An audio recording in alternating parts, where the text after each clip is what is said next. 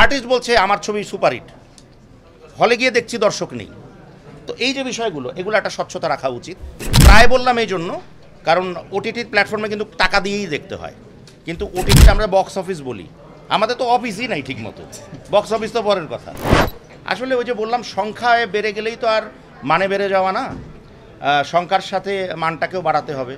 অনেকে, আমি নিজেও অনেকগুলো অ্যাওয়ার্ড পাচ্ছি, কিছু কিছু অ্যাওয়ার্ড এরকম আছে যেগুলো হয়তো আমি জানি না যে মানে কোন সংগঠন বা কী সম্মান দিচ্ছে, সম্মাননা দিচ্ছে, গ্রহণ করছি। বাট অনুষ্ঠানগুলোতে গিয়ে যে খুব একটা আনন্দিত হচ্ছি বা খুব ভালো লাগছে বা মনে রাখার মতো কিছু, সেরকম হচ্ছে না। আর আমাদের মধ্যে একটা প্রবলেম আছে, সেটা হচ্ছে যে একটা উন্নাসিকতার ব্যাপার আছে, যে ও থিয়েটার থেকে এসছে, ও সিনেমাতে ভালো হবে না। ইভেন এটা কিন্তু সত্য, থিয়েটার থেকে যারা এসছে তারা হয়তো সিনেম্যাটিক না, কিন্তু অভিনয়ের গুণ সম্পন্ন বা অভিনয়ের ক্ষমতা তাদের অন্যদের থেকে হয়তো অনেক বেশি, যেহেতু তারা শিখে এসছে।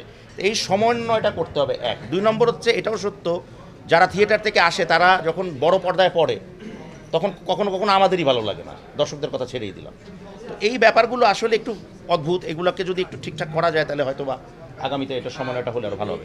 প্রায় বললাম এই জন্য, কারণ ওটিটির প্ল্যাটফর্মে কিন্তু টাকা দিয়েই দেখতে হয়, কিন্তু ওটিটি প্ল্যাটফর্মটা আসলে কি, ওটিটি মানে কি, এটা যে ওভার দ্য টপ নামে একটা বিষয় আছে, কতগুলো লোক এটা জানে, সাবস্ক্রাইব করতে কষ্ট হয়, কিভাবে সাবস্ক্রাইব করবে ওই পথটাও গুলিস্তানের জ্যামের থেকেও বেশি কঠিন লাগে।